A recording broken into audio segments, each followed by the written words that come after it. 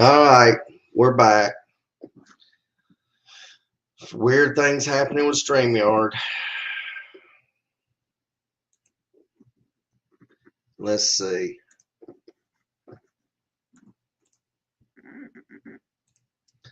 Let's figure this out. B SOB.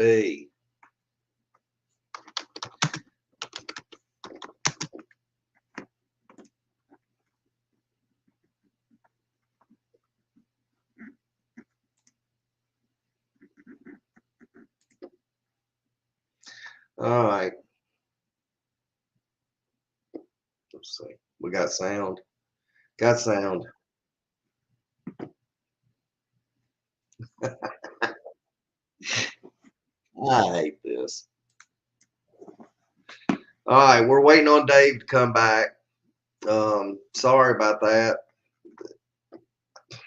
Between no sound, next thing you know, it just went. The whole thing crashed.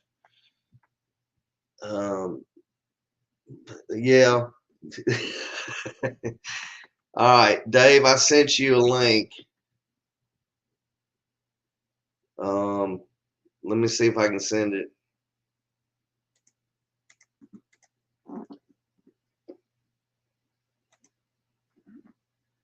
All right, I'm just gonna put it in the chat real quick, or let me. There it is, Dave.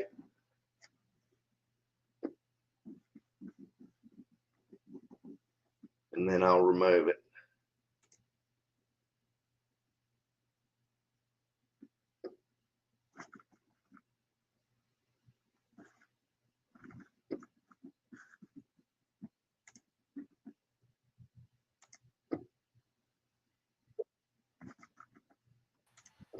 Hey.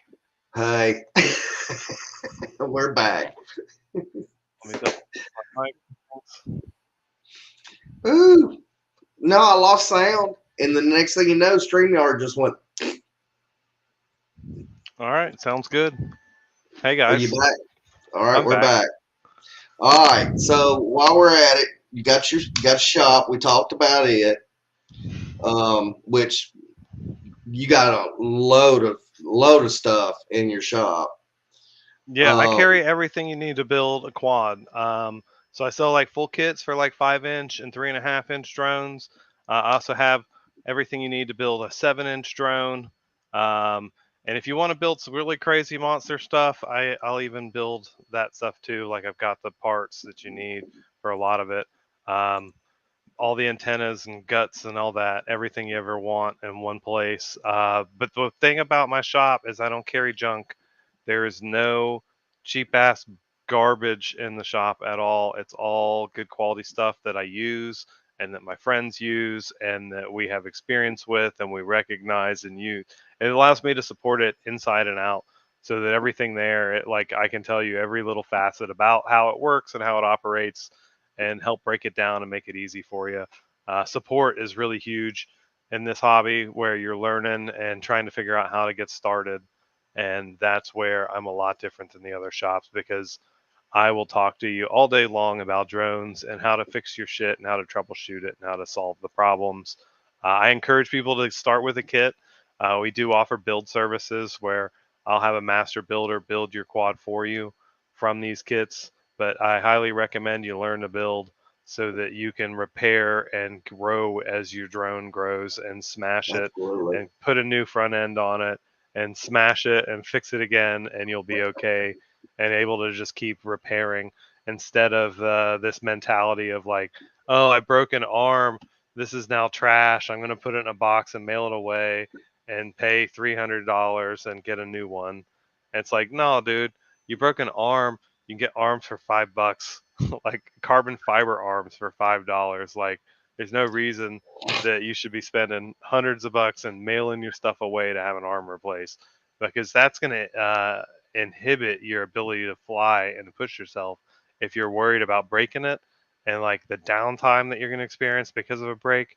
If you're able to just go full send and not have anything held back and just push everything you've got, then you'll learn and progress a lot faster than if you're scared that your little fragile toy is going to explode when you hit something.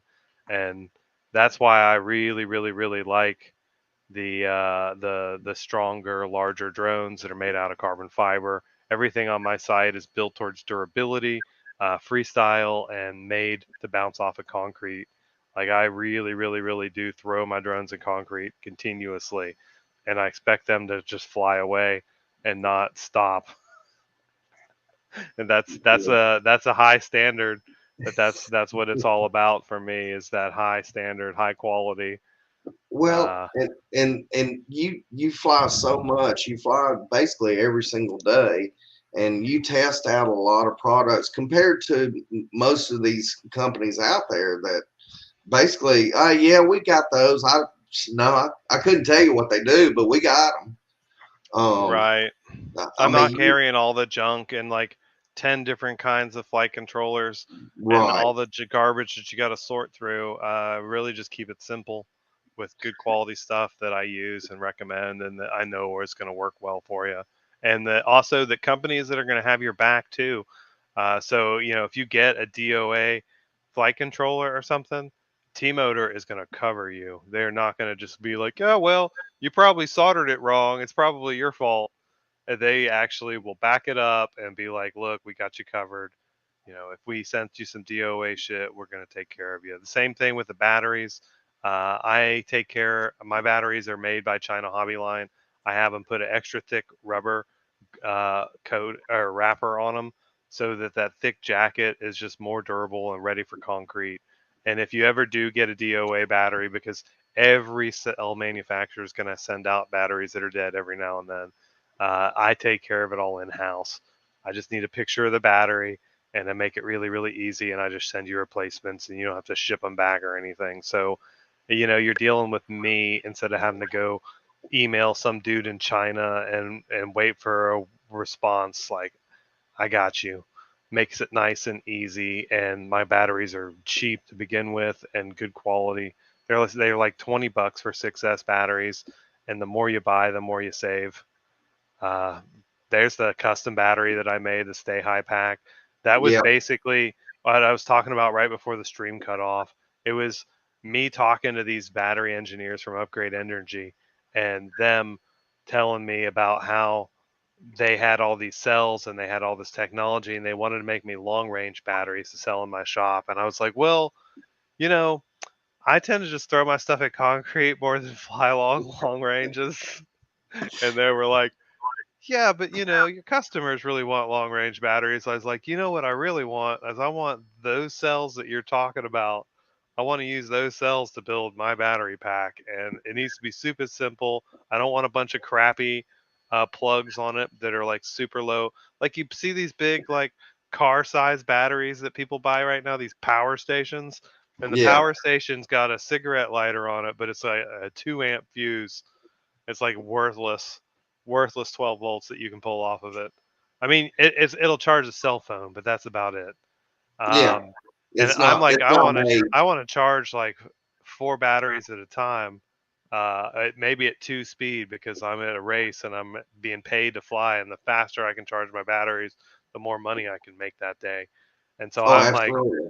I want the battery to be able to deliver. It also, so that one big battery will last me an extra like 14 batteries in the field, an extra 14 flights with my 5 inch. And if it's on my 3.5 inch grinder Reno, it's like an extra 45 batteries, which is a lot. And it just goes nonstop, and it actually saves me weight in the backpack too. So it's like the battery is weighs as much as 5.5 of my flight packs. This is it right here. This is Yeah, the prototype. It's 3.5 years old and it still rocks. And then this is the 4-way charger that goes with it. So that we this is always in the backpack. I just pulled it out of my pack right now. So I'm yeah. always charging. So When that we were whenever I stop, I can just keep charging. we were at Liberty, and you had it out when we were there. And I said, man, I was looking at it. I said, that's still the same battery from 3 years ago or 2 years ago. Yeah, it's made with really, really good cells, and they've got a great warranty on it. The warranty is 3 months or 250 charge cycles, which is pretty dope. Well, But the whole reason I bought it or built it was because it was shelf stable, right? So that I kept buying these giant lipo packs that were like big RC heli batteries and stuff. They were like 6S, 6,000 mAh, and they were at about the same size as this, or right about the same size or bigger even. And they'd be a third of the capacity. And the problem with them was they were dying every 6 months. I'd drop a cell, and a giant battery like this, it's hard to like bring it back to storage after every weekend. Ideally, it should be shelf stable and you can leave it full or near full, oh yeah, partially discharged, and just leave it and be okay with it and not drop cells. 21 700s are like 5 to 10 years shelf life on a good quality one. And that's what I'm talking about. not yeah, not 6 months to a year bullshit on a $100+ battery. It's all about like the economics and making sense, and spending money to get the good quality, and that's it. No extra bullshit. Like, I put a volt checker on the top of it so you can see how much power you have left. Stupid yeah. simple, but not like a BMS that's going to get in the way of your power delivery. It's 30 amps deliverable, and then you can do whatever you want with it. If you want to charge like USB, well, like a good charger's got USB on it, and you can pull right off of the charger and charge that too while you're charging your battery. So your phone or your GoPro or whatever keeps up, or my new Mavic charges on USB-C power delivery. That shit's It's fast pretty. as fuck if you've got Yeah, I was about 65 to say. watts to push. Yeah, I was about to say it's pretty fast. I've got a 65. Remember we were talking at Caraway and I showed you my little 65 water, and I've got a cable for it finally that's a 100-watt cable, and it's got a little meter on it, and it'll push 35 watts to my for my mini 4 batteries. And That's another reason I keep the battery simple and just have power on it, like just a yeah, power meter, because like you put a USB port on that shit, boom, it's immediately out of date. If you even manage to get the most current version of USB on it, it's like so many products fail to do. They're like, "Oh no, we put USB on it, but it's not power delivery," and it's like, well, you had one chance. You're a your power station, a battery the size of a car battery that I'm supposed to carry around with me, and you don't even have quick charging. yeah. I've been noticing that too.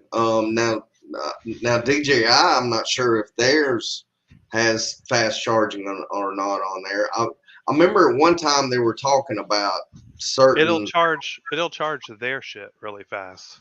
yeah, but it won't charge anything else. But but in 2 years, their shit's gonna be a new compliance, and it's gonna break backwards compatibility. So that shit won't be compatible anymore. You'll have to buy the Power Station 2. Power Station 2.39 or something like Yeah, that. I'm ready for the Air. Give me the light one, baby. It's like these power stations are made for like 3 or 4 or 5 days of use too. Like they'll be like 50 amp hours, and it's like, dude, like that's so heavy for me to carry into a bando somewhere for just like 4 hours of flying, or 8 hours. However long I'm gonna be there. That's ridiculously heavy. Like, I got a buddy of mine who brought a 24-volt marine car battery into Caraway Hospital and carried it up many, many flights of stairs before he finally just like was like, well, it's gonna be safe right here in the stairwell. And Yeah. just set it down. It was like, I mean, I'm gonna be coming back down the stairs, so Well, I've got my little 12-volt battery. It's got handles on it. I got a 400-watt inverter hooked up to it, and then I get my 65-watt and do it that way. Um, the yeah, problem is the inverters are silly and they waste power. And like ideally, you should be taking direct DC power to DC because it's a DC battery, right? right. And But the 5 volts that it puts in is DC, or if it's quick charge and pumping up to 9 volts, that's also DC. And so the like pump up and then back down thing is just silly. That's why the whole system is. I design it to where like I'm charging everything off of 12 volts right off the alternator, correct. so that like my like the back of my truck is a drone truck. It's set up just for droning and flying drones and doing gig work and stuff like that. And in the back, there's like this whole power strip, and there's 4 XC60s in a row that are 20 amps each, so you can plug 4 chargers in. And then there's a 2,000 to 4,000 watt inverter above that, but that's not used to deliver like the main power. That's just for like extra bullshit that can't run on DC. So, I run my box fans on it. I got a TV back there that runs on it. It's like a monitor that's got a Raspberry Pi on the back. You can plug into DJI goggles and see the live stream, like watch while you're flying. That's cool. Uh, but the goal is to run everything off of DC that can run off of DC instead of going from 12 volts DC to 120 AC to come back down to like 25 volts DC or 12 volts DC or not 5 volts DC even. You know, be efficient, and that way you're not pushing this this transducers to go up and then back down again. Keep it easy so you're not wasting power. Well, you've got some cool shit. That's for damn sure. And we met each other about 5 years, 6 years ago, something like that at Caraway. Yeah, through Ken Um, Heron. yeah, through Shout out Ken to the Honey. man. Appreciate Yeah, that dude a lot. He's great. he is most definitely. Yeah, me and him I was on his. It was around the pandemic time, I think, before the pandemic, and he says, "Well, I'm gonna be in Birmingham. We're meeting up at Caraway, and that's when I met you." And Ken yeah, Heron did a video where he was he was flying at Caraway Hospital. It's like 4 or 5 years ago. He was like flying at Caraway Hospital, and he had a Eachine Tyro 179. And if you don't know anything about drones, let me just tell you that Eachine is a total piece of crap. It is like the worst, bottom of the bucket, cheapest garbage most drone that you can possibly buy. And I mean, I my first drone was an Eachine Wizard, so I'm not like calling shade where I don't know. I'm like I directly can tell you that they are piece of shit garbage drones. And so anyway, he's at Caraway Hospital. He's standing at the Abyss, which is a crazy wild place to fly some drones if you're not flying an Eachine drone. And he he takes off and starts going up, and it's 13 stories up to the star, and he's just like going up and up and up and up and up and up, trying to head to the star. And he's not but like 5 stories up, and his video, which is analog, is like instead of being if you've ever flown analog, it's like watching a VHS tape yeah, combined with scrambled 80s porno channel. yeah. And so Without the music.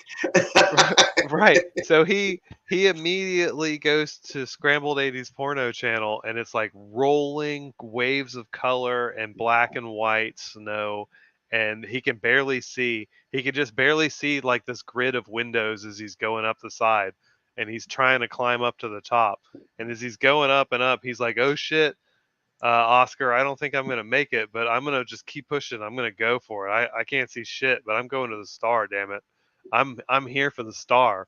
And so he just throttles up and goes for the top of the mountain, the top of the building, I should say. And as he gets up to the top, he uh he sees the star briefly, and then immediately, as he goes over the edge of the building, completely loses video and crashes the drone on the roof. So the next shot is him walking up the stairs, cussing like Yosemite Sam, like "You son of a bitch, drone!" Like, I'm climbing 13 stories now, and this is not what I wanted to be doing. But And when here we Ken go. starts cussing, when Ken starts cussing, he really starts cussing. I mean, He's just so mad. He's so he mad. turns red. I mean, I've seen him turn red so many times, and He's so I mad. told him, I told him his blood pressure's going up. So as he's going up the stairs, he shouts out the pilots and he says, "Guys, if there's any FPV pilots that know what the fuck they're doing and can come out here and show me how to do this at Caraway, I sure would appreciate it." And my buddy Bama Drone, shout out to Brian, he was like, "Dave, look at this video. Watch what's happening here." And we were both like, "Oh my god, dude, that's rough." uh, and he was like, "Dude, you should hit up Ken and like talk to him, and we should help this dude and like go on some adventures with this crazy asshole." And that was the beginning of like my brotherhood with Ken Heron, man. That dude he's such an awesome guy. I have so much fun with him. Just romping around doing stupid, crazy, dangerous shit, blowing up fucking bridges with him. And if Like, anything can oh my happen, god, dude! if Like driving any, over a fucking Chevy Cavalier with a tank. I mean, if like, any, well, you know, if anything can happen, it's going to have to be with Ken. let's put fireworks on drones and shoot at airsoft players, and let's blow up gasoline and diesel fuel with tannerite and fly drones into it, and let's throw propellers off the roof of a building and drop our drones through it in slow motion through a prop waterfall, and let's 3D print propellers that we know are going to explode, and then try to be safe. Well, hey, well, let me show you this. Let me show you this. How freaking lucky is that? No quads left behind. Of course, it's my fault we're up here to begin with, so. Ken made me do it. I did. I need props. Oh, have Brian send a prop up via his, Sounds like a good job for the Evo. yeah, because you're good to fly, you just need. I just need another prop. Do you think you could use your Evo to deliver a prop and a prop tool up to us? I could try. Is it for Dave? Yeah, it's for Dave, so we need a clockwise prop and a prop tool. Stat. Where would they be, Dave? In the trunk. So finally, we found a use for an Autel Evo at an FPV shoot. So what we're wanting to do is we want to replace this one. Well, I got this prop busted and that prop's busted. It'll still fly. All right, so we've ordered a prop through Coshatt Prime. Special delivery for Fly High FPV. We expect delivery in 30 minutes or less, or the prop is free. What do you think will happen? Crashes. You know, it helps to stroke a beer when you're thinking, doesn't it? It does. What do I think's gonna happen? It does help. It's weird, but it helps. Helps you think a little bit. Is Coshatt Air 1 ready? Almost. Okay. Don't forget my tube socks. Oh, here we go. So Ken has arranged for prop delivery via Evo. You good? Yeah. Okay. Special delivery. Go up higher a little bit and come in. Come straight in. Bring it in. Bring it straight in. We got camera 2 over here.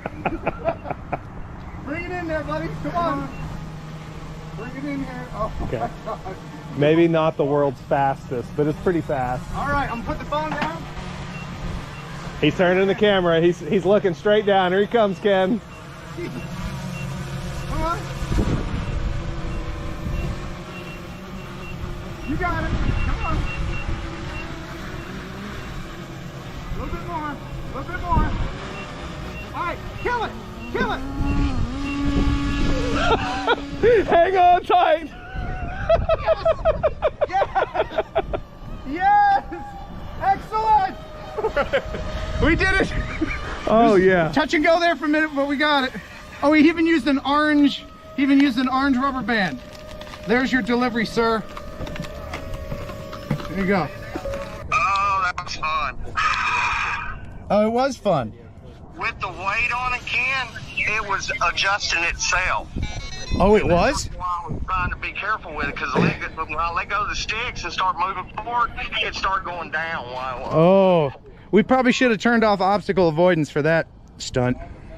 I did. I cut it off. Okay, ready to return to home base.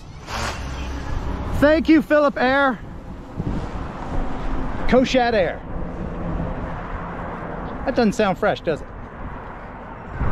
Coshatt Air.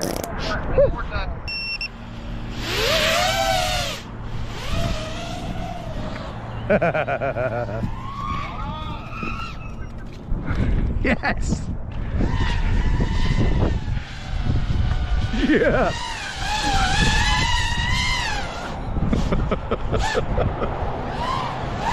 Coming in, Coshatt. Nice. Like a professional. Like a pro. We always have a good time at Caraway. Oh yeah, it's getting harder and harder, man. I went out there on a weekday and there were 150 construction workers, and they had the street all blocked off. It was not a good time to fly, so we had to move on. Well, Found a new you got spot. you got the gym. Oh, tell me about that one. Oh, that one's in my backyard. That one's easy. Yeah. Well, that's a good place to go test things out if you need to test real quick. Then of course got Shelby Ironworks. Been down there twice. That place is really cool. A lot of good gaps to do some stuff, and we had a drone retrieval down there one day. Yeah. That was pretty cool. Joe's asking if I remember that when the guy chased us down last year at Caraway. It's like a construction worker, and he was like, please, sir, can you come talk to me? And I was like, nope. Skirt. Yeah. And he followed us for a long time. Was like, yep, you gonna follow me into the building? I bet you won't. It's like, I know this building so well. Been walking through that thing for like 6 or 7 years. Been down so many hallways and sketchy places, and yeah, I was like, yeah, we'll just go right in here and see if he keeps following. I bet you he don't. Well, you remember the sketchy time when they did that movie and had the tannerite. I mean the C5 C4. cord, C4 cord. Yeah, Brian actually crashed his drone, and we went to go find it, and I think he like flew on the other side of the building and lost the signal. We had to go get it.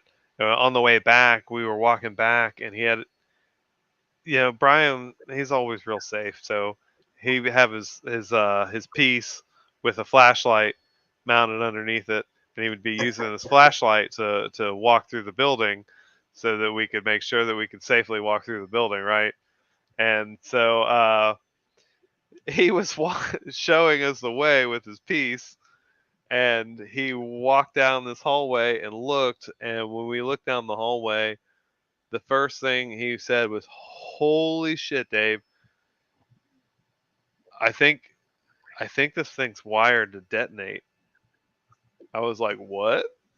And I walked around the corner and looked, and all the way down the hall, as far as you could see, there were black bags packaged all the way down the side of the building, 3 rows, all the way down, all wired together with cord and like tied up and packaged and run like this way. And it was like all the way down both walls, all the way down as far as you could see. And there was like legit det cord. It looked like wrapped all the way down and down the floor through the building and down this hallway. And then there were big cardboard boxes that were marked with the orange diamond that said explosives, just all over the place, all down this hallway. And it was like, holy shit, dude, this place is legit wired to blow up right now. We were like live streaming while we were walking through it that day, and we discovered it. It was like, holy shit, this place is ready to go up right now. Why is there not like a fire marshal or You know, like somebody Something. here blocking off the area to prevent people from just walking in here. This is so crazy. And meanwhile, my buddy Brian is like pointing his piece at the stuff because it's his flashlight. So he's like looking real close. Like, let me take a close look at this. And I'm like, bro, can you please not point the firearm at the C4? It's like having the match. It's like having the match with FPV next to will the get gasoline. it'll get your heart pumping. I'm telling you, bro. I think this is where Ken's getting on to you for being late every time. Uh, I'm on time, intentionally late. Oh man, it's him that's early. He's like, no, dude, Well, 4 o'clock in the morning and started driving. Like, let's go. I'm here. yeah. Let's making content. And I'm like, bro, it's not even noon yet. I was up working in the shop until 4 o'clock in the morning, dude. I did not quit. Like and that's why, early this morning I said, no, I'm not going to text him until after lunch. And come to find out, I texted you after lunch, but the problem is my phone. I've been having technology issues today. Just my phone ended up turning off on data and all data. And I was like, my phone hasn't rang in about 2 hours. And I looked at my button. I said, oh, no wonder it hasn't rang. Emails and stuff. Caraway, man. that whole tower right there is gone now too. It's all completely gone. Have they started on the amphitheater? No, the whole atrium area is being preserved. So that area on the left side of the screen down low, the roof you could just see is it's all being preserved. But I think everything else, like this whole thing I'm diving down, is completely rubble now. There's this huge ramp. They built a ramp of pieces of caraway in order to access the higher levels of caraway. That building right there they're going to keep that one that's like on the right. But the buildings that they're keeping, they strip them all down to where they're just like a concrete form with columns and floors and nothing else, and then they'll rebuild everything around them. Just a shell. Yep. So like what's left is kind of sterile. My buddy was saying it was like not even a great spot anymore, just because he's like, I don't know, it's been sterilized, neutralized, or whatever. Like this whole area that we were just seeing used to be the generators, and it was such an amazing spot, and all this intricate gaps and places to fly, and it's all a dirt pile now. Now it's actually got tubes all over it. They've been laying out sewer pipes. So Ken Heron wearing a body cam. Ken Heron's not a cop. But he's got a body cam. Oh man. Yeah, you can't even drive into this parking deck anymore. That whole street is gone and been bulldozed, and they even bulldozed the access to this parking deck. So neither we nor the cops that used to hang out in there with us every day can park there anymore. And that's what I like too. You had the cops just show up; they wouldn't bother. I mean, you're not. What are you bothering? You're not tearing anything up, and yeah, we're not scrappers. We're not leaving a mess. We're not spray painting. We're just like enjoying the crazy ass architecture. And they usually have had our backs. The cops have only kicked me out of there twice in 6 years of flying at Caraway. So I appreciate the cops, man. They've always had my back in that spot. Except the dickhead lieutenant who came in and kicked us out like 3 or 4 months ago. that's probably the same one. Me and Ken were at that building that they leveled Norwood, the clinic, and we were doing a video of slow motion video of him crashing into a window, Oh yeah. and we had just crashed into the window, and it was That like was just maybe one of the sergeants, but you know, you're on the street breaking shit. well, okay, That's Ken Heron doing Ken Heron, you know. well. The thing about it is, yes, we were Breaking breaking stuff. shit with a tripod set up. It's like, oh yeah, there's the cops right now. Those are our homies though, man. They always like chill with us. We would be ripping like with 15 cars deep up there on the roof. chase these cops down, and the cops pull up. The first thing they do, and they pull out after seeing how acrobatic they are, because I'll be running circles and flippy floppies and stuff around the cruiser as they pull into the deck to say hello, and they'll pull up and walk up and be like, "Oh my god, that thing is crazy. Can I put a gun on it?" It's like, oh, legally no, but you could probably get permission. But they Right. see how powerful it is.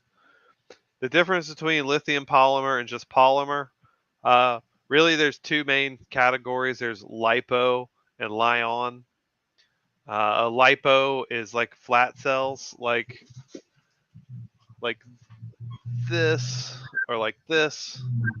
These are lipos, lithium polymer, and a Li-on is going to be metal cells like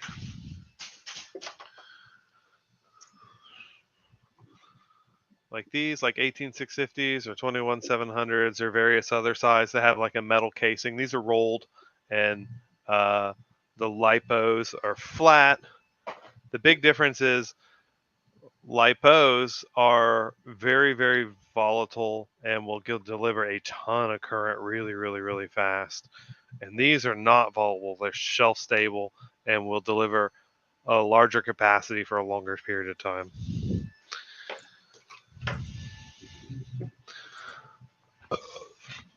That's, Okay. I guess, the difference. So, what's better is his next question. It depends on the application. What are you using it for?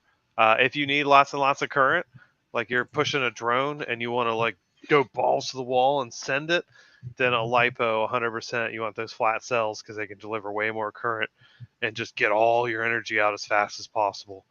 Yeah, but if you're flying long range and you're just like chilling and you just want to like cruise up the side of the mountain, steady, slow the whole way, and like build your drone as super lightweight and super efficient, and keep everything like min maxed on it so that you can just like barely use any gas at all to just float up the hill like a little butterfly and get magnificent footage in a long range, then you're going to probably use a Li-on cell or many Li-on cells and those big 21700 packs. Check out Upgrade Energy if you're looking for those kind of batteries. They make really good ones. Their dark lithium series is like perfect for long range. Let's upgrade Or energy. yeah, or if you're doing like goggles and transmitters, then they have a like really low current draw. And so usually 18650s or 2100 cells are really good for those. I know that oftentimes they'll make a lipo cell that's like close to the size that fits in it, and it'll fit right in the pack and be a higher capacity, a pack that's more like this. But these cells aren't as shelf stable and won't, like, this battery lasted like 4 years. It was really good for 3 years. On the fourth year, it was kind of garbage. If it was 18650s that were in the controller instead, I could have gotten like 5 to 10 years out of the same kind of batteries if they were good quality ones. So, it depends on the application. For goggles and things like that sit power, 18650s are really good. Okay. Using DJI goggles on the old V2s, that's what I like. My favorite are V2s. They can run on up to 6S, so I just usually take the oldest, crappiest flight battery that I have and plug it straight in with a long barrel plug connection and use that. But before I really opened my shop, one of the things I used to do was make batteries. I built my own spot welder I and seen had it. with spot welding packs in the house. Made big ass battery packs for myself for like charging and stuff, and made goggle battery packs. I made goggle battery packs with volt sensors on them and power buttons, because at the time Fat Shark was like, we're not putting a power button on our goggles. You guys can just unplug it. And we're like, why can't I just have a button? Come on, man. So it was simple to just add a push button, latching push button to the battery itself. Uh, so yeah, I've been making batteries for a long, long, long time, and it's awesome to be able to work with manufacturers now to make more and better batteries that I could, like, I don't have to do anything in house. Upgrade Energy, instead of having me spot welding with a couple copper twines and a motorcycle solenoid that I put together on a pair of car batteries, they actually have a robot that spot welds with a laser, and it'll spot weld copper instead of using the crappy nickel garbage that everybody uses. It spot welds copper. Like, yeah, everybody knows that nickel is not the best thing for pushing power, right? Copper is like, Yeah. it's either copper or gold, and or maybe Who can aluminum, afford gold? right? But the copper, man, that's legit, and it's strong, and it makes really, really good lasting welds. So for a battery that's like going in my backpack every day for a year and 2 years and 3 years and going on 4 years, like, you want the welds that are connecting all this together, that are on the bottom here, connecting everything together. You want those welds to be as strong as possible. So yeah, I like, you got robots with lasers. Plus they warranty it, so if there's ever a problem with their welds, then they got you covered. Well, cool. You went to Ireland this year. Oh, I did. That was some really cool stuff. Let's see if East let's see if Coast I can. 3 to 4S. I've got those 4S 600 pizza packs. They're really, really light and small. Yeah, there's some Ireland footage. I shot a bunch of stuff in Ireland with both my Mavic Air 2S and my FPV drones. A pretty good mix. It was awesome having the both tools at my disposal, because the Mavic will go out over water in the rain, mile out over the water, and be like, whatever, it'll come back. It was Compared gorgeous out there to though, dude. It was snowing and hailing on us one day, and like sunshine a couple hours later. Uh, Gorgeous out there. it looks like it. There was so much fun, and it was like, oh, this place, this valley. There's snow up there on the peaks on the right, and there's deer and sheep and all kinds of stuff in this valley where I'm flying. The Gap of Dunlow. It was beautiful, it beautiful place, magical. looks really, looks really I nice. I flew right under the bridge. They you let's see. Let's get there's some Look, there's some deer. deer. There's a very happy, excited me. I'm having such a great time. I'm like, you get the like runner's high from hiking, and I'm hiking with my drones and just going up and exploring, and it's awesome. Cool. Well, I wanted to say hey to a few people because we got some people that stepped in. Hey, Teach, TJ. TJ's in there. Joe, I've seen him a couple of times out here. Joe, I'm gonna go ahead and make you need to make you a moderator. East Coast Thrills. The color of the connection doesn't matter. As long as it's an XT30, then that will go right on. If it's not an XT30, shoot me like a message on Instagram or on Facebook Messenger, and ask me, and I'll help you get an adapter sorted out. But XT30 is what is on the pizza packs. Yeah, Got Ireland was just beautiful, lovely. There's more deer in this shot, and sheep, and goats, all in the same shot. It was just like, I don't know. It was pretty awesome. It looks awesome. That's for sure. There's the first goats and deer and sheep.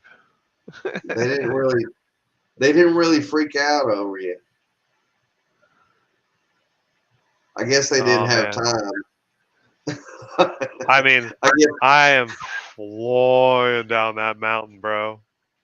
A good 90 miles an hour, I would say. East Coast is saying okay, it's an XT30. Yeah, and if you ever need connectors and stuff like that, I carry XE30s and XE60s in the shop too. Like again, everything you need to build is in the shop. Tools, tweezers, soldering irons, solder, all the drivers for your electronic drivers, like the bit sets, all the stuff that you need, all there. My drone that I fly is the Marmot, the Armaton Marmot. I've been flying it for 4 years. I have three of them currently. They have a lifetime warranty, and so as many times as I can break them, they just keep sending me replacements. So like, I broke one yesterday. You can see the arm is not doing well. Little wiggle waggle there. Yeah, but it's no stress. Like I keep a spare plate, so that I can just rebuild. Like I have my spare plate right here from Armaton. And so I can just rebuild it immediately and file my warranty claim, and they'll send me new pieces in the mail. I break way less arms with that frame too. So yeah, everything I was flying out here was either the Armaton Marmot or the um, the Mavic Air 2S. I flew a bunch of castles and did a bunch of bashing too. And I flew my Grinderino there as well. That's a nice little 3.5 inch that's super tough. I need everything to be very durable because I'm very hard on my equipment. I'm a drone abuser. Yeah, I see this arch and I'm like, oh, I know what I'm doing next. Oh man. So, um, why it? I Oh, probably here we did go. get footage of you, Joe. I have not edited or looked at any of my footage from Chicago yet. Yeah, I'm waiting for those. Now you went to New York also, Yeah, that and was you Beast of look. the East. My goal this year was to do as many events as possible, man. And New York was crazy fun. Beast of the East is my buddies Apache and that banana throw together this event. A lot of community driven stuff going on where they're just like, come out, have fun. No cost to come out and enjoy us, just as down to the earth as it possibly can be. They did it at Pilgrims Insane Asylum. It's like an abandoned mental facility, and they had permission to fly there and set up like this huge, massive dive gate. Lots of fun. Well, you got right after Minefield, you got Castle Crash coming up. That is my party. I like to claim it anyway. I'm just one of the directors that helps make it happen. There's a lot of us putting in a lot of hard work to make Castle Crash go down, though. It Wish I is a medieval village, August 30th through September 2nd in South Carolina. We've got special guests Zoe and Ken Heron and Ciotti FPV and Shelby Vol that are all coming out to fly and hang out with us. It's a big festival though in a medieval village, so it's all ridiculous fun. Um, Coming and camping in the woods. There you can pull an RV up on site, and there's a whole RV parking area. There's local Airbnbs and hotels nearby, but I recommend stay on site because it's ridiculous fun out there. We even have like tons of sponsors that are giving out gifts and prizes. Last year they had $10,000 worth of prizes given away last year.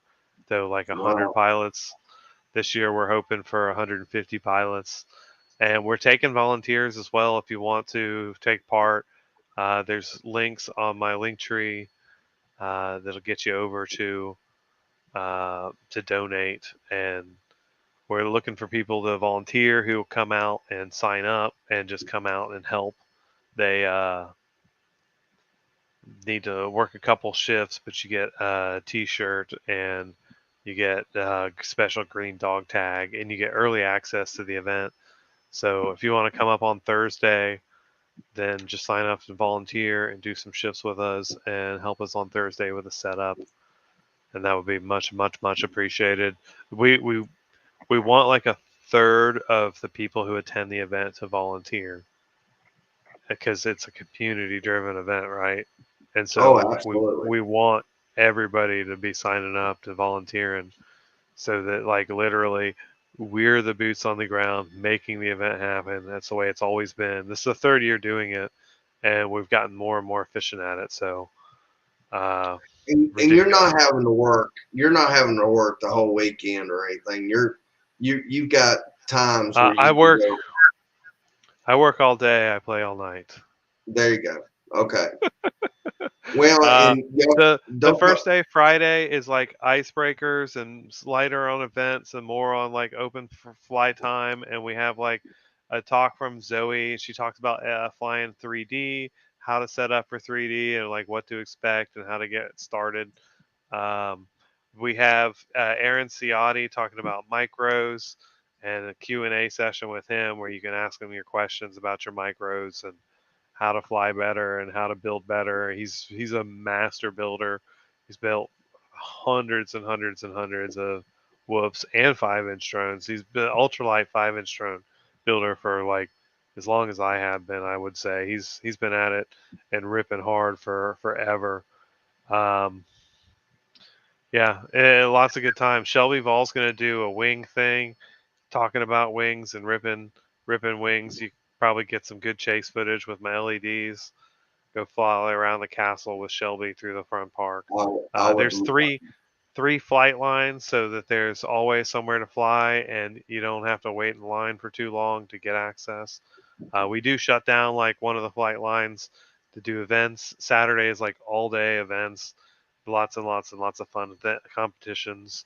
Uh, Most of the competitions are not just like the freestyle contest where like the best three pilots can win. There's always like a spin on them, literally like the Kong spin. My buddy Jody found this like full cage out there, and it's a medieval park, right? So it is straight up like there's a blacksmith shop and a center village, and there's like stockades where you can like hang people, and there's like this whole trap that you put somebody in this cage that you could actually put like 4 or 5 people in. And we put a pilot in there, sit them down on the ground, put their goggles on and their controller in their hand, and they have to fly while spinning. And you spin the cage and they're spinning, and they have to fly in a straight line and go through first a big hole and then a little hole. There's like balloon chases where you have multiple quads that are doing a drag race, a quad drag race. They have to race as fast as possible. Yeah, there's the Kong spin. Uh, Drag racing where you have to race 4 lanes wide to hit a balloon at the end. There are lots of collisions and fun stuff happening there. Um, it's so crazy fun to try and fly with that sensation of spinning, though. I've done it twice, and it doesn't get any easier. Ken Herron's been practicing though. I think he's trying to win it this year. Yeah, I think in his backyard he built one of these. Uh, is that what he called it? I thought it was his back bedroom. Oh, that's it. Back bedroom. He used one of those chairs. I, I think it was more like a sit and spin. Yeah. No one can. It's probably is one of those adult sitting spins. Oh Lots man. and lots of fun though. The budget this year has grown, and we are able to have like 5 times as many LEDs, and like there's so many more lights and beverage and hospitality items, and that we're just like really growing as an event. There is a GoFundMe right now for Eastwind Village. That's the site where we actually host the event. And look, they're throwing axes at Ken Heron. Gem Fan Mike. It's so much fun. Uh, but the GoFundMe is actually for the electrical systems at the site, and we use it. The Knights and the Wizards use it. There's a group that was formerly known as Nuke Lanta. It's like a Fallout RPG group. They do like the LARPing with Fallout with Nerf and stuff, and they come out there and use the site. So we're trying to get everybody to come together and try and invest some money in Eastwind Village as well to help upgrade the power system. There's a link in my link tree as well for that. That'll get you over to it. And we're just trying to improve the system, make it safer for everybody to use. We want to add more power for the campsites so that there's like a tower of power that everybody can plug their extension cords into and run power out at their campsites and stuff. And RV hookups is the like stretch goal. So yeah, we're just constantly growing. We're officially nonprofit now. So if you want to donate to Castle Crash, it's tax deductible, and a lot of businesses will even match that. Like they'll match the. That's the founder of Upgrade Energy, Matt. They'll match your donations so that as you make a donation, they'll double it basically, and Cool. that's really dope too. That is too. And y'all got enough for Zoe to make it here. Yeah, Zoe's coming out. She's the queen of 3D, and she's going to teach us about 3D. And there's a lot of extra events this year that are 3D focused, so that if you have been practicing 3D and you're willing to go out and try them, there's like way more chances to win extra prizes if you can fly 3D. So I highly recommend, if you haven't already, hit the sim. Almost every sim will fly 3D. You can just change the flight modes from like acro to angle to 3D, and sometimes horizon, some other awful shit. But just go to 3D and start practicing there. It's different. But if you can get good at it in the sim, then I recommend try it out on a quad and get started. And you don't have to buy 3D props right away. You can just flip two of your diagonal propellers. You can just flip them upside down and put them right back on, and that'll work. And you can fly 3D like that. And then if you get good at it and you want to buy 3D props, then you can go to brokenpropshop.com, and that is Zoe's website where she actually sells GemFan 3D props, and they make props that are like split pitch so that you can fly upside down with them. And Betaflight's got a preset for Zoe now, so if you want to try it, you just search for Zoe in the presets, and it will help you automatically add the 3D on a switch. So you can just flip a switch and be like, okay, now I'm upside down, bitches. What's up, Jody? Kong, doing all right, sir? Yeah, and then Yeah, we had one of our fallen, Jack Bear, passed away this year and will not be able to attend, but we're gonna certainly miss him at Castle Crash this year. We had plans before to name an area Nubs Pub, and he even made like a sign for us called that says Nubs Pub. Nubs is like a fictional character that Jack Bear had created, and we were hoping to still get the sign, but we're definitely gonna still call it Nubs Pub. Crazy fun. Look at that giant drone. wow. I think that Brandon FPV is the creator of Worry Free, and GemFan Mike here with Ken Heron, of course. GemFan Mike will be back for sure.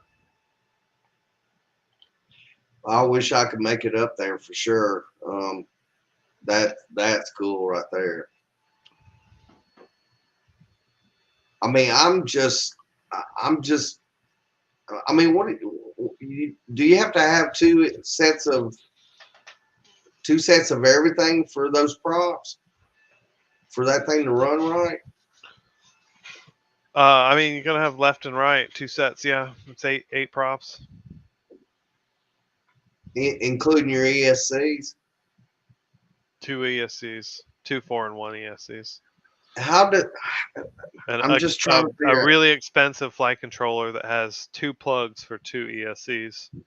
Okay, that's what my question So like is because the T-Mode F7 Pro is about $100, and it's got 2 plug-ins for 2 ESCs, and you can plug in and have 8 motors running off of it nice and easily.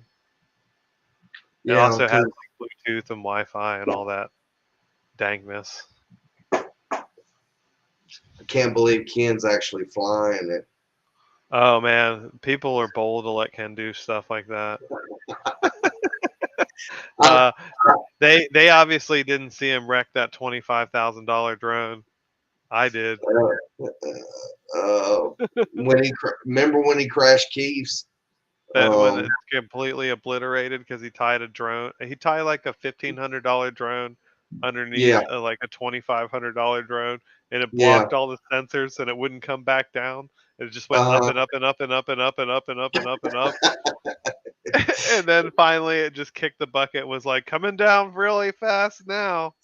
yeah, It's because it crazy didn't know that it where never like would auto land and just come back. it That was didn't know wild. where it didn't know where where the ground was.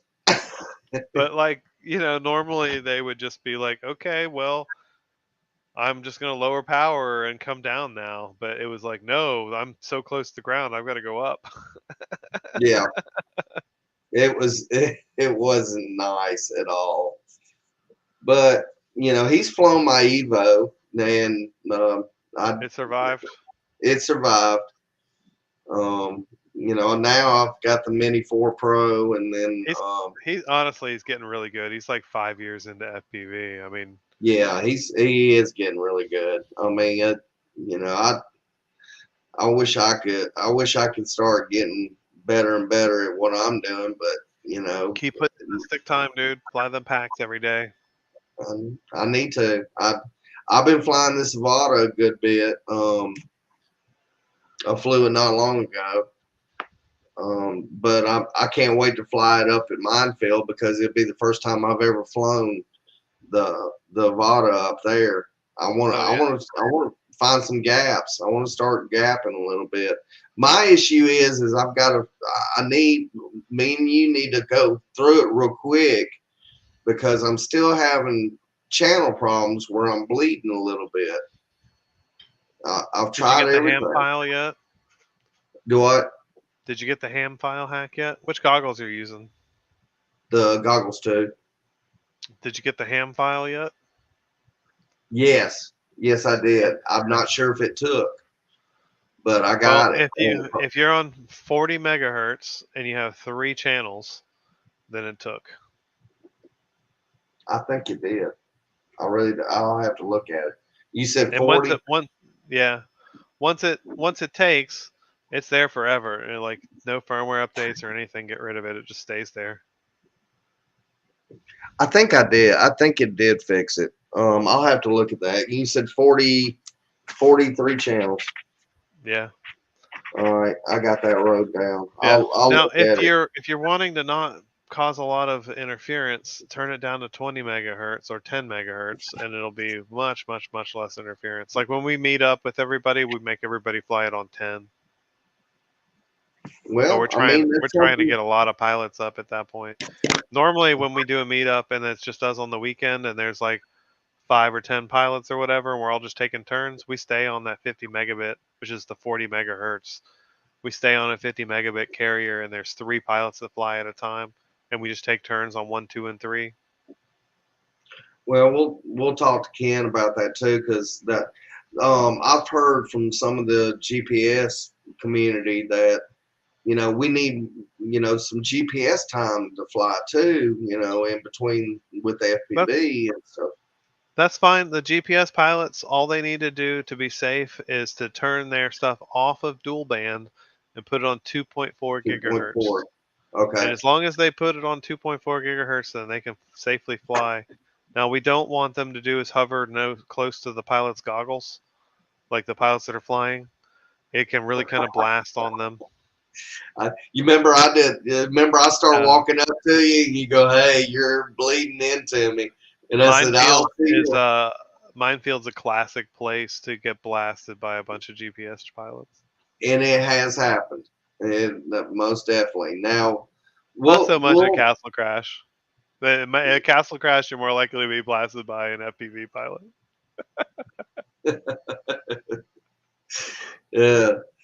well, Dave, it's been an hour and 5 minutes on this stream. it was like 15 minutes on the other stream, I think. I'm not sure. It's been fun. We could talk all night. That's for damn sure. Yeah, we didn't even talk about your Avata and what I think about that and how I feel like it is to get into FPV with that. It's an Well, interesting topic, though. Maybe another day. we most certainly, because that's what I was fixing to ask. Is we need to find another time where we can have part 2 of this and discuss some more things. I know I got another show before Minefield coming up. Not sure yet what I'm Oh, gonna do not yet. before Minefield, please. After Castle Crash, can we? No, Oh, I'm like all swamped. I'm not asking Yeah, you. I'm Ken's birthday is like 4 days away from the beginning of Minefield and Castle Crash. I'm like, I'm not even gonna be able to pack it all up. I'm just gonna be like going straight from one show to another almost. So I got to come home, ship orders, pack stuff, make business happen, kiss my family, and then skirt back into the woods for Minefield debauchery or Castle Crash debauchery. Well, if you got anything that you're not carrying to Castle Crash, are you going from Minefield direct to Castle Crash, or are you coming back home? No, coming right home, refreshing with the fam, and then going back up. There's quite a few people who are going to make the pilgrimage though, and if you do, there's like an incredible nuclear power plant on the other side of Tennessee that's on the way over to the Castle Crash location, and there are early volunteer slots as early as Wednesday at the Castle Crash site. And if you want to get in on that, you can hit the link in my link tree or go to the Castle Crash Discord server and sign up to be a volunteer right there and let them know when you want to come out, because we do have elite early access on Wednesday for a few folks, but you gotta connect with Uncle Stewie and let those guys know that you're coming out. So please sign up and let them know, and you get a free ticket and a green dog tag, limited edition. Only the elite get the green dog tag. The directors, the special guests, the staff, the lifeblood of Castle Crash, the people who are coming out and volunteering and working and making the event happen. They get the green tags. Everybody else is going to get laser engraved. Look, I've got the dog tags right back here. I haven't even opened them up yet. I'm so stoked to bust them open. Should I do it right now? Yeah, go for it. And while you're doing that, our buddy Fun Per Volt, remember him from Minefield last year? He brought that crazy LED drone that had 10,000 hand soldered LEDs on it. Yeah. He lasered up custom dog tags for us. How do you open this package? Oh, there it is. There it is. Custom LED or custom dog tags for us for Castle Crash again, and donated them out of the kindness of his heart. So he is an official sponsor. Look, there's his name, Fun Per Volt. It's actually two brothers, Daniel and Steven Surratt, and they're awesome dudes. I met them at Minefield last year, and then like 2 weeks later, he had dog tags made for us at Castle Crash and was like, boom, boom, here we go. And this year we gave him lots of heads up, and they all have been customized. Holy shit, here we go. Tags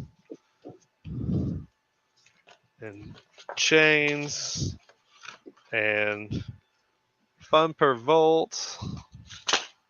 I'm excited. I'm going to find mine so that I can go ahead and lose it before the event.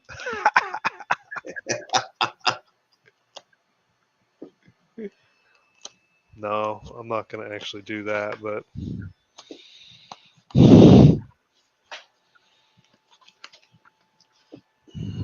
right. Here they are. First reveal. See those Cool. green tags in the middle? Well, I got you. I got you on big screen. Get one out. Oh shit. Nice. Nice. Hang on. Let me get you some more light.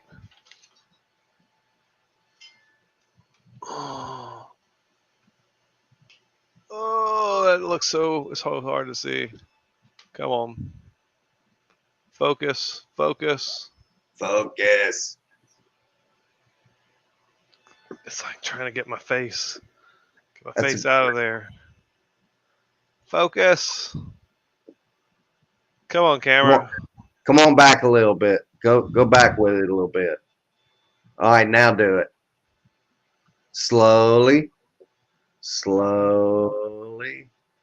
The camera sucks, dude. No, it started messing up again. It's not good for macro. That's better. Can't see it. Maybe you can read what's on the back. There Drone it is. Rob. Drone Rob. Drone Rob, number 1. Yeah, he's gonna be at Minefield. Yeah, also. he's gonna be at Castle Crash too, brother, and a volunteer. Thank you for your service, Drone Rob. Thank you, sir. First one, numero uno, and I got a whole stack of them. Look, there's CMYK right there. Another volunteer who's doing artwork for the event. He's doing a character style map of Castle Crash to help it make it easier for people to get around. And stacks and stacks and stacks of dog tags, man. I'm excited. You got really different. Excited. Custom dog tags for all the attendees that registered early. Oh, There's that's one for nice. Jessica. That's nice. If you registered, we told and warned people, come out, get your early bird ticket, and we'll make a tag with your name on it. And we did. And then anybody who comes in bit past the bell, we still got dog tags for you, but they'll just be Castle Crash, and you can put your sticker or whatever on the back. Super impressed. Thank you, Steven and Daniel. Really appreciate you, brothers. And I can't wait to chill with you guys at Castle Crash. It's going to be excellent. I can't wait to see what you've done in the last year or two. It's been a while since we got together. Well, I've in getting ready for Minefield. I found something,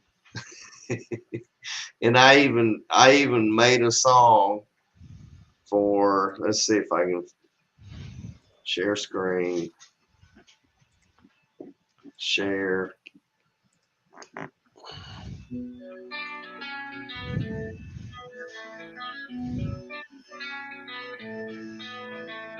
In Brownsville, lights are low. Drones above the meadow show. Village strip built in the night. Shakes and big flight.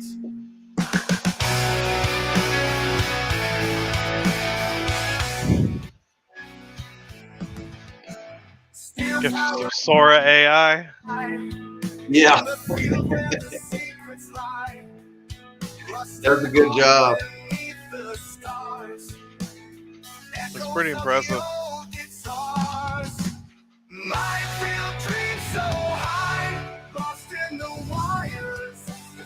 That's Ken Heron all day long. Just silly, over the top.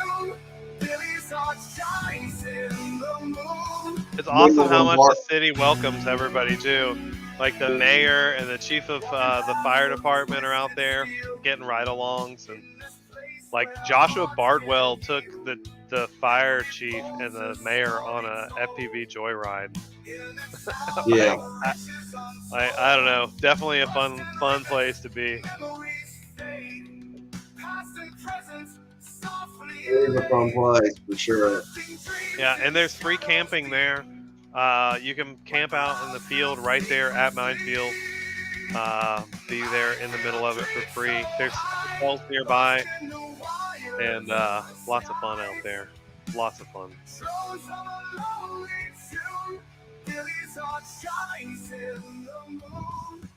Man, it's gonna be a cool time, that's for sure. I was thinking about, for people that does a lot of content that's worried about copyright and stuff, I was thinking about having like 10-minute breaks every hour or something, and just say, okay, it's content time, or when somebody starts up some content, let me know, and I'll lower the music down and stuff I ain't like worried that. about no copyrights. You know, Yeah, I Metallica's know. paid for $500,000. Do what? I said, you know, Metallica sued me for $500,000. Tell me Copyrights about it. is just such bullshit, dude. It is. It is. Oh, I agree. Like I I was, mean, I was a huge fan. I went to their concerts. I bought their T-shirts. I bought their tapes. I bought their CDs. Like I had all their albums. I was a huge fan of theirs. Was kept going to their shows and stuff. And then Lars was like, "Oh, we're gonna sue you for $500,000 for sharing our music on Napster." And I was like, "Oh yeah." Let me just pony up real quick. I haven't given you guys enough money, have I?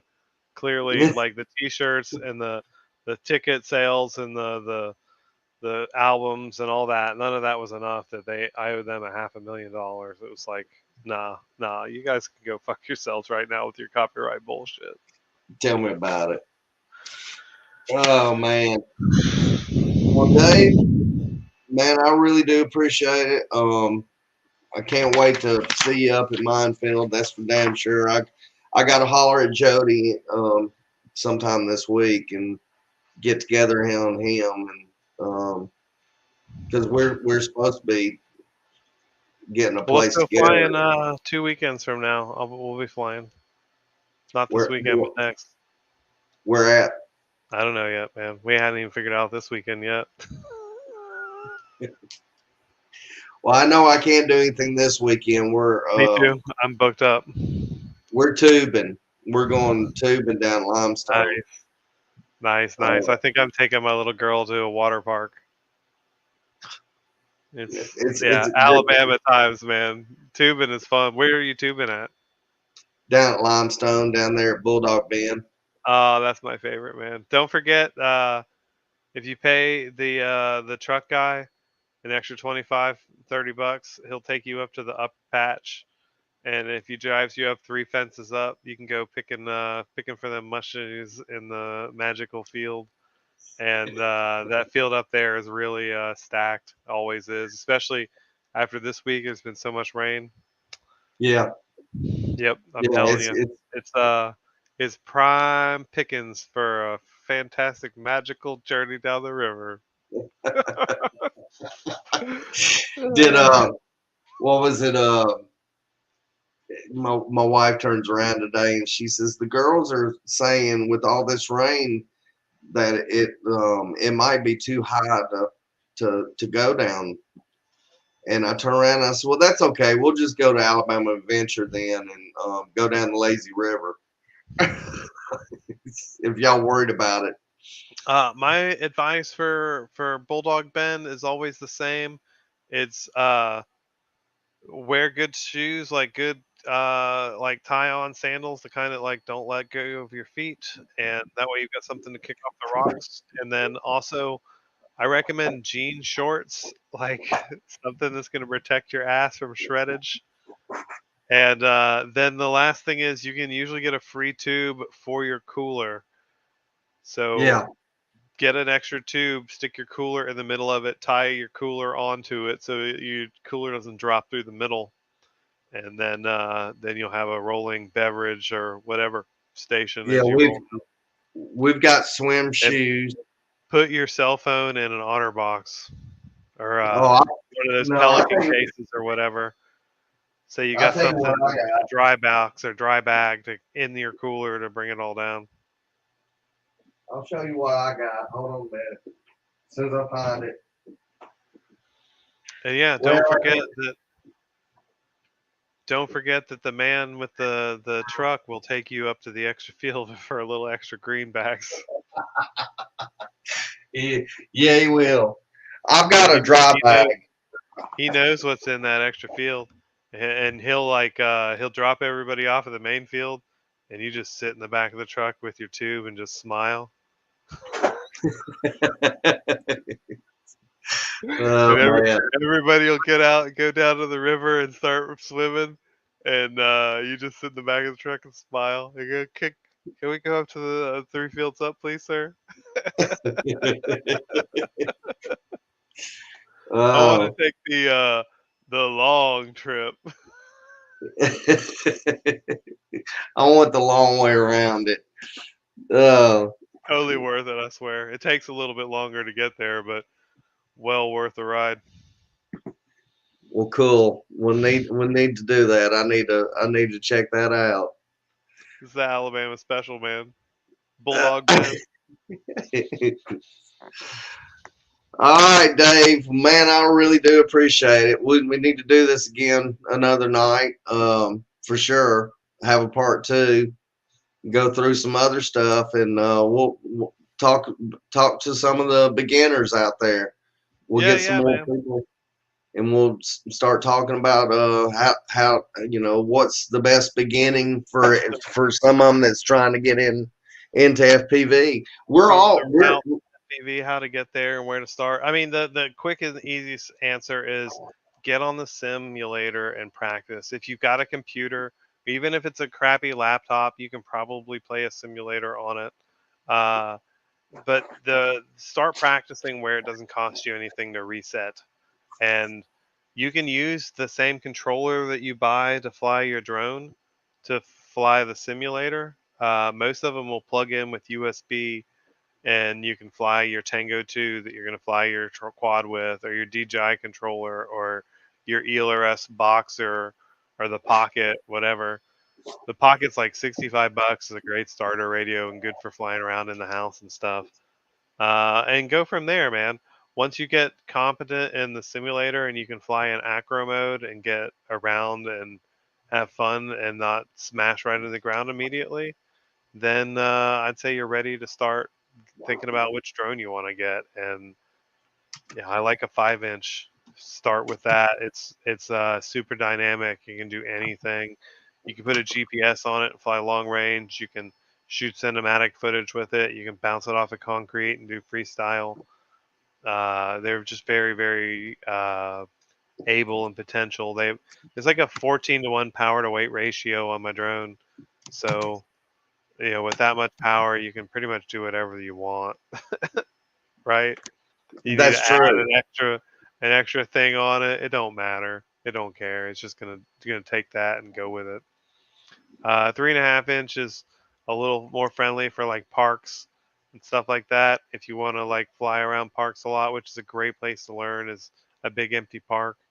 Um, the 3.5 inch is a little safer, a little quieter, like a lot quieter actually. It makes a huge difference.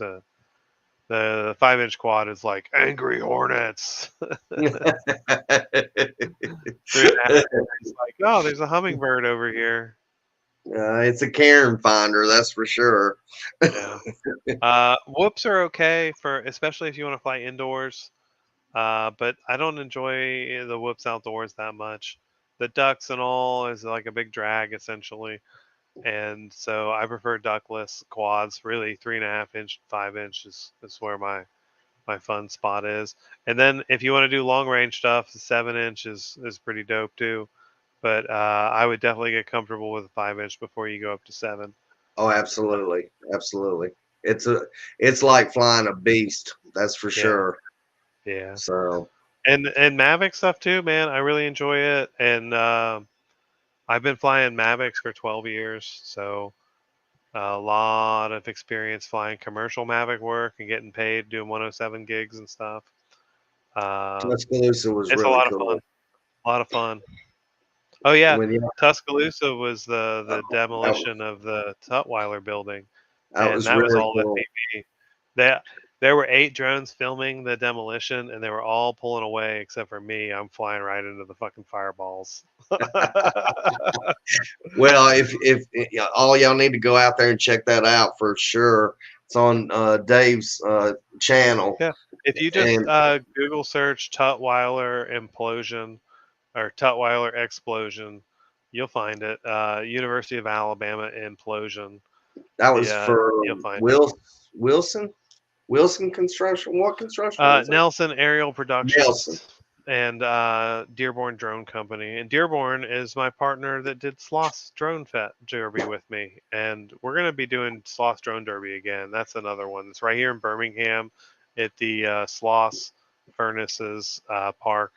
And we were able to secure that space and have a massive party out front. And we're going to do more of it next year. I think next year we're going to do 2 flight lines and have even more space for people to rip this crazy awesome structure. Well, y'all need to don't look at April again because you got the South Florida drone meetup again around that time. It, No, because that's the reason why I didn't show up for that one is because I was down there at the meetup down in Florida. I'll be honest. The Sloss one, we're really catering that to FPV pilots. We want the FPV pilots that can come out and freestyle to bang on this amazing structure that we have. I can freestyle with my Mini 4. That the FPV mode on the Mini Ford isn't exactly what I'm talking about. I mean, I welcome people to bring their GPS drones to that event as well, but the goal there is definitely focus on FPV pilots. My partner early on and I had to have a serious heart-to-heart conversation. She was like, dude, this is going to be great. You can set up like your FPV freestyle system over here, and we're going to set up like a FPV race system set up over here in this other area, and we're going to have like spectators and simulators, and like spectators going to be able to come through and like see all this stuff, and we're going to be like charging for tickets for spectators. And I was like, yeah, I don't care about any of that shit. I just really want the FPV pilots that are freestyling to like have a good experience. So like, here's what we're gonna need, and like, really, like that's my concern. That's what I care about is the pilots that are flying drones, and Yeah. so we built the event around them and learned a lot about it the first year that we did it. And I think next year they're not going to try to do a race section. They're just gonna embrace what I've the monster that I've created. I tell you, it's I wish I would have went to that one too. I was like, man, Man, don't wish and wish and wish that you made it to them, man. There's a calendar of events on my website, flyhighfpv.com, and hit events. They're either in the menus, either scroll all the way to the bottom or hit the side menu and go into events. And there's a list of all the upcoming stuff and all the current stuff. The next one up is Minefield, and then that's August 24th and 25th.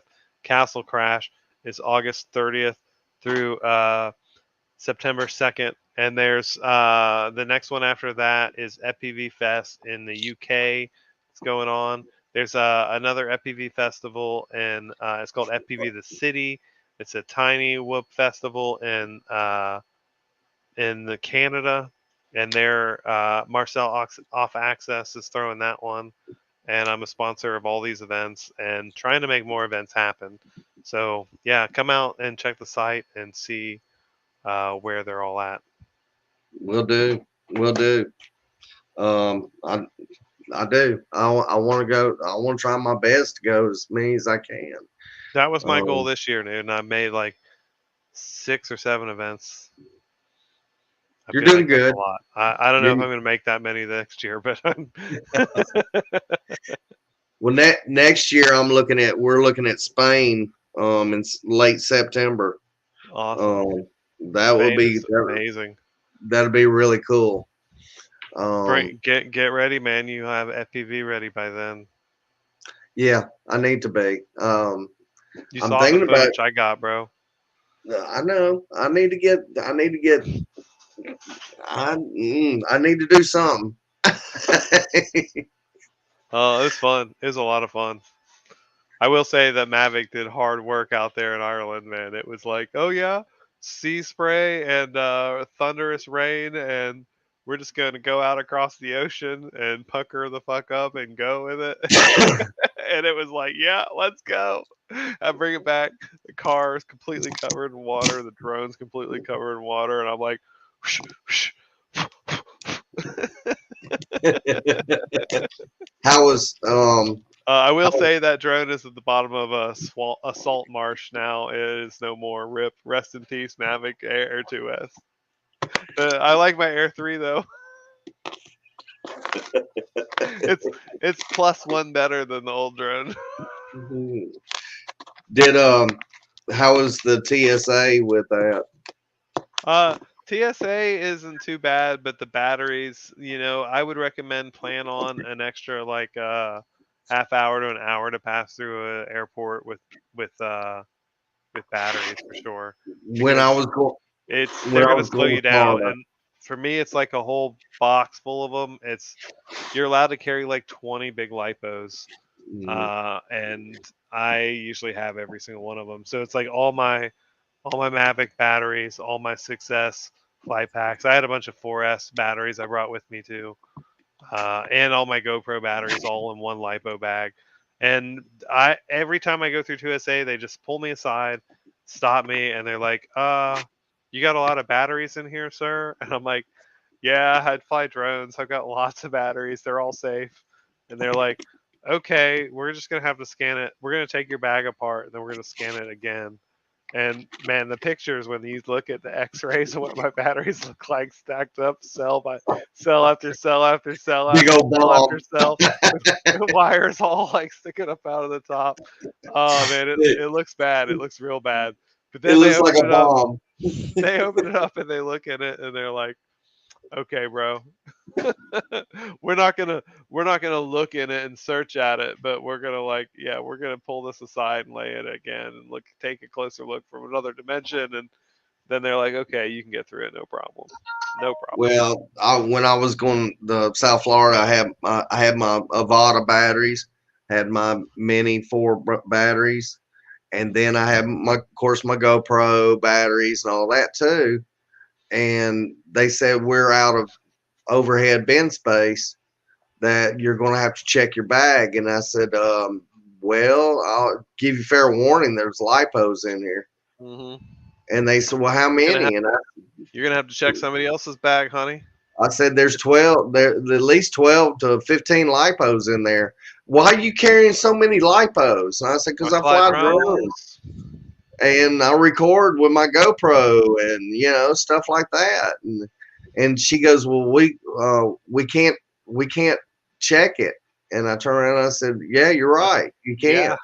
I'm gonna have to carry it on like I planned. Yeah. And she turns around and she goes, will it fit underneath the seat? And I said, well, yeah, but I'd much rather it be overhead. If it's going to catch on fire, I'd much rather it be over my head instead of under my seat. It ain't gonna catch on fire sitting in No, your bag. no, I mean, I'm just saying. And so she was like, okay, we'll find room for it. As long as So you're they not got, trying to charge them on the plane, then no, the killer part is, I watched a video the other day. The guy stepped in the elevator with the battery for his e-bike, and I mean, as soon as the door shut, it caught on fire. And instead of him throwing it to a corner, he was holding on to it. And of course, it caught him on fire big time. that's because you'd be running hard, hard, hard, hard, hard, hard, full throttle all the way to the curb, and then you pull up to the elevator and you stop and you let go, and the battery is just like, but it's in a metal cell, so it can't escape. And then when it does escape, it's a fireball. I heard that. All right, Dave. Well, I'm fixing to. We got a cruise on, man. I got some Have a great things. night, man. Thank you for having me. Let's do Man, it again thank sometime. you.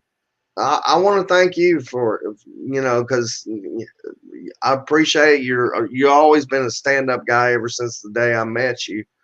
And, you're out there willing to help people and everything, and that really matters. Just send me a message. I'm happy to help. No problem, not a problem at all. We'll get together soon, for real. Need to. Yep. 2 weeks from now, weekends from now, let's go. You got it. That's not a problem at all. Well, thank you, sir. I appreciate it. Later, brother.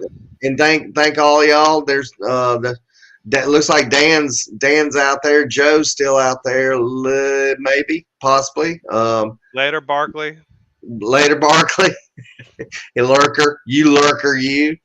Anyway, we'll see y'all later. Yeah, I'll see y'all all soon. Lights are low, the screens do glow. Time to start the Shatt Show. Drones are flying high and low. Everybody says hello. The Shatt Show, here we go. Drones and chit chat all aglow. The Shatt Show, feel the flow. Nothing like it head to toe. Chit chat puts the night away. Every word a part we play. Feeling fine and here to stay. In the spotlight, wave and sway. The Shatt Show, here we go. Drones and chit chat all aglow. The Shatt Show, feel the flow. Nothing like it head to toe. All the lights and sounds lifting off the ground. In the air, we're bound. Magic all around. The Shatt Show, here we go. Drones and chit chat all aglow. The Shatt Show, feel the flow. Nothing like it head to toe.